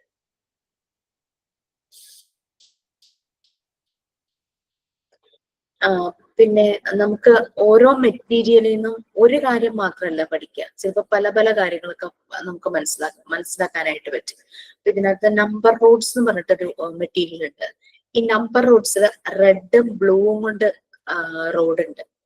അപ്പോ ആദ്യം ഇവർക്ക് റോഡിന്റെ ലെങ്ത്, അതായത് നമ്പർ കൂടുന്നതിനനുസരിച്ച് ഇതിന്റെ ലെങ്ത് കൂടി വരും. കളറിലും ചേഞ്ചസ് ഇങ്ങനെ വന്നുകൊണ്ടേയിരിക്കും. അപ്പോൾ ആദ്യം ലെങ്ത് എന്നുള്ള ഒരു കൺസെപ്റ്റ് കൊടുക്കുന്നു, കളർ എന്നുള്ള സെൻസ് അപ്പൊ കൊടുക്കുന്നില്ല. ആ ലോങ് റോഡിനെ ആദ്യം പ്രസന്റ് ചെയ്യുന്നു കുട്ടികളുടെ മുമ്പിൽ. അത് കഴിഞ്ഞിട്ട് ആ ഒരു അങ്ങനെയാണെങ്കിൽ ഇവർക്ക് കൂടുതൽ മനസ്സിലാവും. ഓ, നീളമുള്ളത്, നീളം കുറഞ്ഞത്, ആ ഒരു രീതിയിൽ കൺസെപ്റ്റ് മനസ്സിലാവും. അത് കഴിയുന്നവരെ കളർ ഇൻട്രൊഡ്യൂസ് ചെയ്യിക്കും. കളർ ഇൻട്രൊഡ്യൂസ് ചെയ്യുമ്പോഴേക്കും അവർക്ക് ആ കളർ സെൻസ് അത് മനസ്സിലാവും. അങ്ങനെ സ്റ്റെപ്പ് ബൈ സ്റ്റെപ്പ് ആയിട്ട് നമുക്ക് അതിന്റെ ഓരോ ഫീച്ചേഴ്സിലേക്കും കോണ്ടാക്ട് ചെയ്യിക്കാനായിട്ട് പറ്റും. ശരിക്കും അതൊരു വേ ഓഫ് കമ്മ്യൂണിക്കേഷൻ ആണ്, അല്ലെ? കുട്ടികൾക്ക് വലിയൊരു ലെക്ചർ ക്ലാസ് എടുത്തവർക്ക് മെസ്സേജ് കൺവേ ചെയ്യുന്നതിനേക്കാളും നമ്മൾ ഈ രീതിയിൽ കുഞ്ഞുങ്ങളിലേക്ക് പല മെസ്സേജുകളും കമ്മ്യൂണിക്കേറ്റ് ചെയ്യുന്നു, അവരെ കണക്ട് ചെയ്യുന്നു, ആ ഒരു പോയിന്റ് ഓഫ് കോണ്ടാക്ട് ഡെവലപ്പ് ചെയ്യുന്നു. പിന്നെ ഈ പോയിന്റ് ഓഫ് കോണ്ടാക്ട് ഡെവലപ്പ് ചെയ്യുന്നത് എല്ലാ കുട്ടികളിലും ഒരുമിച്ച് അങ്ങനെ ഉണ്ടാവണം നിർബന്ധമില്ലല്ലോ. ഓരോരുത്തർക്കും ചിലപ്പോൾ അവരുടേതായ സമയം എടുക്കുമായിരിക്കും ആ ഒരു മെറ്റീരിയൽ മനസ്സിലാക്കാനും ഇതിങ്ങനെയാണ് എന്ന് ചെയ്യണതും. അങ്ങനത്തെ ചിലപ്പോൾ ചില കുട്ടികൾക്ക് ഷാർപ്പായിരിക്കും, അവർക്ക് പെട്ടെന്ന് കിട്ടും. ചില കുട്ടികൾക്ക് അത് മേ ബി സമയമെടുക്കും. അതുകൊണ്ട് ഇതൊരു ഇൻഡിവിജ്വൽ പ്രോസസ് ആയിട്ടാണ് ശരിക്കും മോണ്ടിസോറി എൻവയോൺമെന്റിലെ കാര്യങ്ങൾ ചെയ്യേണ്ടത്. ഓരോ കുട്ടിയെയും വിളിച്ച് വേണം നമ്മൾ ഈ ഓരോന്നിന്റെയും അതിന്റെ ഡെമോൺസ്ട്രേഷൻ കൊടുക്കുമ്പോഴും അങ്ങനെ തന്നെ ചെയ്യുവാണെങ്കിൽ കുറച്ചുകൂടെ നല്ല രീതിയിൽ തന്നെ പോകും. അഡ്വാൻസ് എല്ലാ ക്ലാസ്സും കൂടെ ഒരുമിച്ചെടുത്ത് ചെയ്തു കഴിഞ്ഞാൽ പലപ്പോഴും റിസൾട്ട് ഉണ്ടാവില്ല, എല്ലാ കുട്ടികളിലേക്കും ആ ഒരു മെസ്സേജ് കൺവേ ആകണമെന്നില്ല.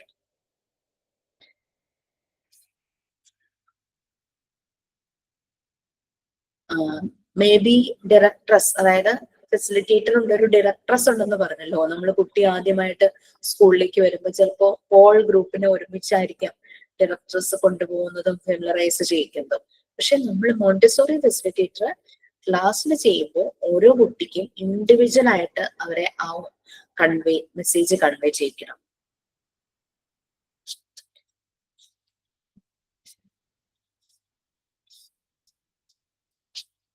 അപ്പൊ ഈ ഒരു കണക്ഷൻ വൺസ് ഇപ്പൊ നമ്പർ റോഡ്സ് കാണിച്ച് ഓക്കെ ലെങ്ത് കൂടിയതുണ്ട്, ലെങ്ത് കുറഞ്ഞതുണ്ട്, അങ്ങനെ ഇങ്ങനെ ആ ഒരു കണക്ഷൻ കിട്ടിക്കഴിയുമ്പോഴേക്കും അതിനകത്ത് കളർ, അപ്പൊ നമ്പർ 1 വരുമ്പോ ഏത് കളർ വരും, 2 ആകുമ്പോ ഏത് കളർ, 3 ആകുമ്പോ ഏത് കളർ എൻഡിൽ വരും. അപ്പൊ ഓഡ് നമ്പേഴ്സ് വരുമ്പോഴാണ് റെഡ് കളർ വരുന്നത്, ഈവൻ നമ്പേഴ്സ് വരുന്ന ഭാഗത്ത് ബ്ലൂ കളർ വരും. അങ്ങനെ ആ ഒരു നമ്പറിന്റെ ഫെമിലറൈസേഷനും കളറും കൂടെയുള്ള കണക്ഷൻ, അങ്ങനെ ഓരോ സ്റ്റെപ്പ് ബൈ സ്റ്റെപ്പ് ആയിട്ട് കുട്ടിക്ക് ഓരോ കണക്ഷൻ കിട്ടുവാണ്. അതിന് കുട്ടി കൂടുതൽ മനസ്സിലാക്കി വരണം. അപ്പൊ ഫെസിലിറ്റേറ്റർ മനസ്സിൽ പറയേണ്ടത് he must increase, I decrease. ഞാൻ പതുക്കെ അതിൽ നിന്ന് പാസീവായിട്ട് മാറി പോകണം, കുട്ടി അതിൽ കൂടുതൽ ഇൻവോൾവ് ആകണം. നെക്സ്റ്റ് മോണ്ടിസോറി ഫെസിലിറ്റേറ്ററുടെ റോൾസ് ആൻഡ് റെസ്പോൺസിബിലിറ്റീസ് ആണ് നെക്സ്റ്റ് വരുന്നത്. നമ്മൾ ഓൾമോസ്റ്റ് പറഞ്ഞ പല കാര്യങ്ങളിലും ഈ റോൾസ് ആൻഡ് റെസ്പോൺസിബിലിറ്റി പറഞ്ഞു പോയിട്ടുണ്ട്. അപ്പൊ നിങ്ങൾ അത് വായിച്ചു നോക്കിയാൽ മനസ്സിലാകും. ലൈക്ക് കുറേ ലിസ്റ്റ് ചെയ്തിട്ടുണ്ട്. ലിസ്റ്റ് മാത്രമല്ല, വരുന്ന സിറ്റുവേഷൻ അനുസരിച്ച് നമുക്കറിയാം നമ്മൾ എന്ത് റോൾ ചെയ്യണം, എന്താണ് നമുക്ക് റെസ്പോൺസിബിലിറ്റി എന്നുള്ളത് നമുക്ക് മനസ്സിലാകും. കുട്ടിയും അതുപോലെ തന്നെ പ്രിപ്പയർഡ് എൻവയോൺമെന്റും തമ്മിലുള്ള ഒരു ഡൈനാമിക് ആക്റ്റീവ് ആയിട്ടുള്ള ഒരു ലിങ്ക് ആണ് മോണ്ടിസോറി ഫെസിലിറ്റേറ്റർ എന്ന് പറയുന്നത്. ഒരു സിസ്റ്റമാറ്റിക് ഒബ്സർവർ ആയിരിക്കണം. കുട്ടിയുടെ നീഡ്സ് അവനൊരു നെസസറി ആയിട്ട് എന്തെങ്കിലും നീഡ്സ് ആവശ്യം വരുമ്പോൾ അത് കറക്റ്റ് മനസ്സിലാക്കി അത് ചെയ്യേണ്ട ഒരു ഇന്റർപ്രറ്റർ ആണ് മോണ്ടിസോറി ഫെസിലിറ്റേറ്റർ എന്ന് പറയുന്നത്. പിന്നെ ഒരു എക്സ്പെരിമെന്റർ ആയിരിക്കണം. ആ എൻവിയോൺമെന്റിൽ എന്തെങ്കിലും മാറ്റങ്ങൾ വരുത്തണോ, ചേഞ്ചസ് വരുത്തണോ, ആ ചേഞ്ചസ് അതിൽ വെച്ച് നോക്കണം. എന്നിട്ട് അതിന്റെ റിസൾട്ട് എഫക്റ്റ് എന്താണെന്ന് നോക്കണം. എഫക്റ്റ് നല്ലതാണെങ്കിൽ അത് നല്ല രീതിയിൽ തന്നെ മോഡിഫൈ ചെയ്ത് പോകണം. കുട്ടികളുടെ നീഡ്സ്, ഇൻട്രസ്റ്റ് അതായിരിക്കണം അതിൽ വരുന്ന മാറ്റങ്ങളുടെ ഒരു റിസൾട്ട്. ഒരു പ്രോഗ്രാമർ ആണ്. അതായത് ആ പ്രിപ്പയർഡ് എൻവിയോൺമെന്റിനെ നല്ല രീതിയിൽ പെർഫെക്റ്റ് കണ്ടീഷനിൽ അവർ കീപ്പ് ചെയ്യുന്നു, നല്ലപോലെ അത് മാനേജ് ചെയ്ത് പോകുന്നു. പിന്നെ ആവശ്യമുള്ള മെറ്റീരിയൽസ് ആഡ് ചെയ്യുന്നു, ആവശ്യമില്ലാത്തത് റിമൂവ് ചെയ്യുന്നു. ഓക്കെ. പിന്നെ ഒരു ഇവാലുവേറ്റർ ആണ്. അത് ജഡ്ജ് ചെയ്യുന്നുണ്ട്. ഓൺ വർക്ക് അവര് ചെയ്യുന്ന ജോലിയെ അവർ ഇവാലുവേറ്റ് ചെയ്യുന്നു. ഞാൻ ചെയ്തത് ഇത് ഓക്കെ ആണോ, കുറച്ചുകൂടെ ഞാൻ എഫക്റ്റീവ് ആയിട്ട് ചെയ്യേണ്ടതുണ്ടോ, കുറച്ചുകൂടെ ഞാൻ പ്രോഗ്രസ് ആകേണ്ടതുണ്ടോ, അങ്ങനെ രീതിയിലെല്ലാം അവർ ഒരു സെൽഫ് ഇവാലുവേഷൻ നടത്തുന്നു, സെൽഫ് ജഡ്ജ്മെന്റിൽ നടത്തുന്നു, സെൽഫ് ക്രിട്ടിസൈസസ് നടത്തുന്നു എവറി ഡേ. ഓക്കെ. അതുപോലെ തന്നെ കുട്ടിയുടെ പ്രോഗ്രസ്സും ഇവാലുവേറ്റ്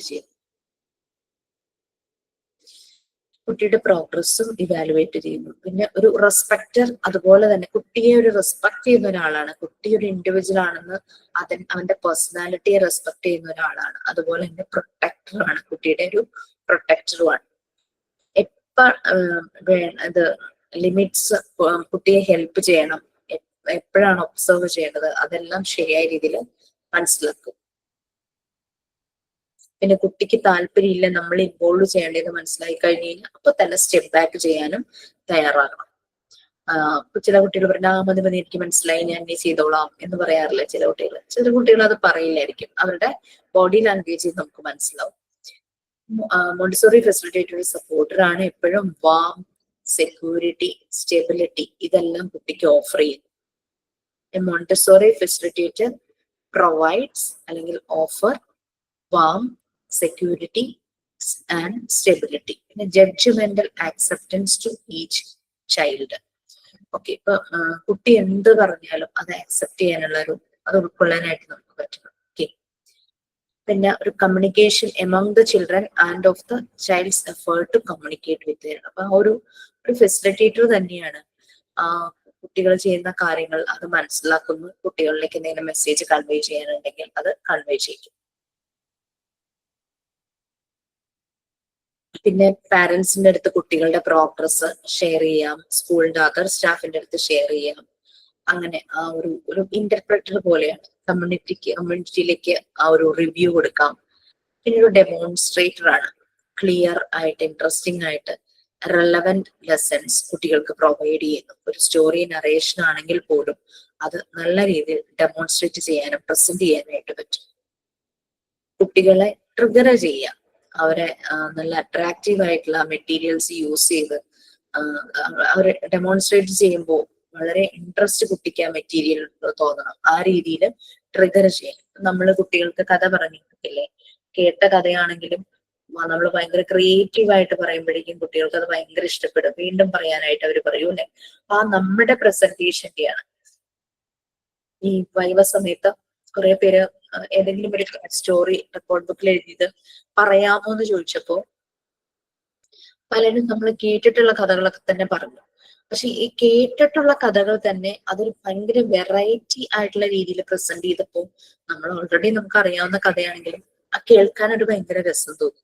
അതുപോലെ തന്നെയാണ് ഒരു ഫെസിലിറ്റേറ്ററും ഇവിടെ ചെയ്യേണ്ടത്. അവര് പ്രസന്റ് ചെയ്യുന്ന, ഡെമോൺസ്ട്രേറ്റ് ചെയ്യുന്നത് കുട്ടീനെ വളരെയധികം ഇൻസ്പയർ ചെയ്യുന്ന രീതിയിൽ ഉള്ളതായിരിക്കണം.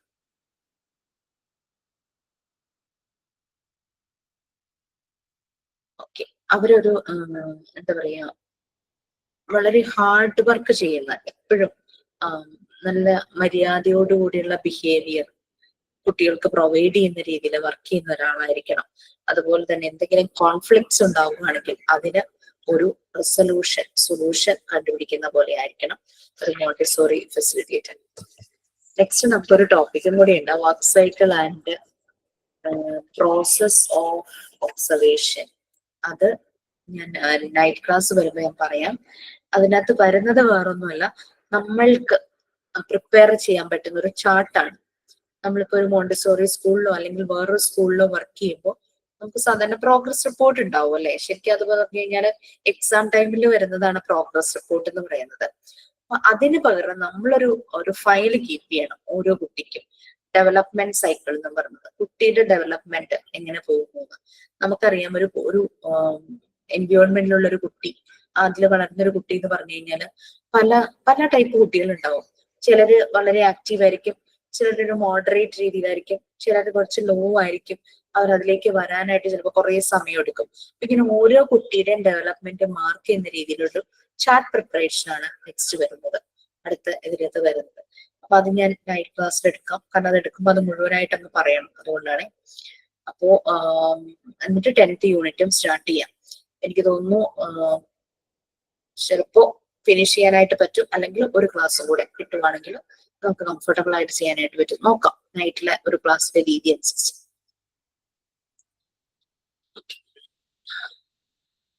ഓക്കെ ഫൈൻ, എന്തായാലും വായിക്കാം.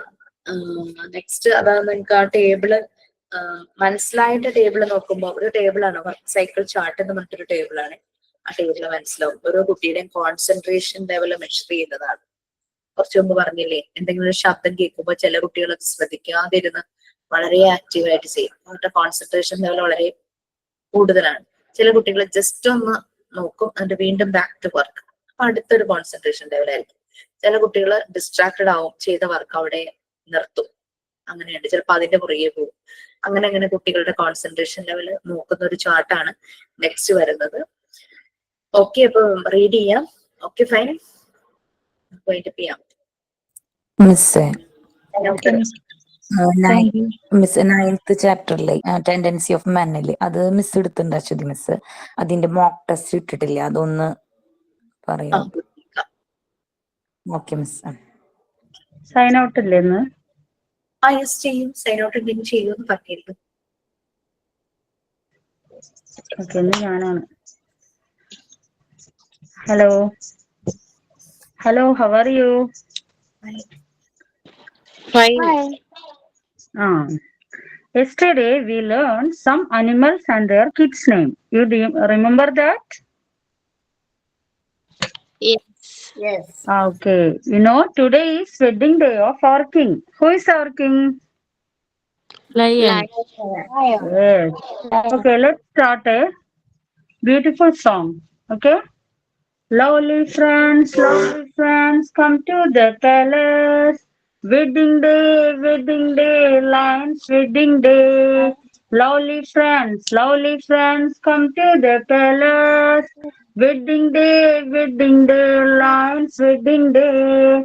Cat and kitten came, meow, meow, meow. Cat and kitten came, meow, meow, meow. Lovely friends, come to the palace.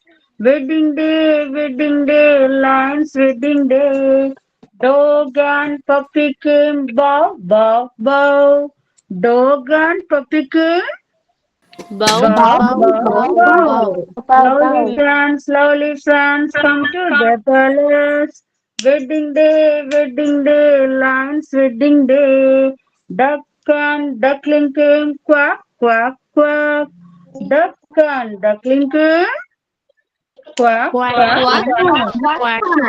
Okay, lovely friends, come to the palace. Wedding day, Lion's wedding day. How was this song? Nice? Nice. Very good. Okay, goodbye. Okay, very nice. ഞാൻ actually main points ഒക്കെ തന്നെ പറഞ്ഞാണ് പോകുന്നത്. Questions ആണോ ദിവ്യ ഉദ്ദേശിച്ചേ? ഇതില് main ആയിട്ട് വരുന്നത് ഇന്നലെ മിസ് പറഞ്ഞല്ലോ, ബ്രെവിറ്റി, സിംപ്ലിസിറ്റി, ഒബ്ജക്ടിവിറ്റി എന്ന് പറഞ്ഞിട്ട് അതേപോലെ കുറച്ച് ക്വസ്റ്റ്യൻസ് അങ്ങനെയൊക്കെ വരുന്നുണ്ടല്ലോ. ഞാൻ ഇതിനകത്ത് എൻഹാൻസ് ചെയ്ത് പറഞ്ഞിട്ടുണ്ടായിരുന്നു ചില കാര്യങ്ങള്. അത് Montessori facilitator provides warmth, security, stability, അങ്ങനെയൊക്കെ ഞാൻ ചിലത് എൻഹാൻസ് ചെയ്ത് പറഞ്ഞിരുന്നല്ലോ. അതൊക്കെ അതിന്റെ മെയിൻ പോയിന്റ്സ് ആണ്. Anyway we will be having A refreshing session before the main exam. Okay.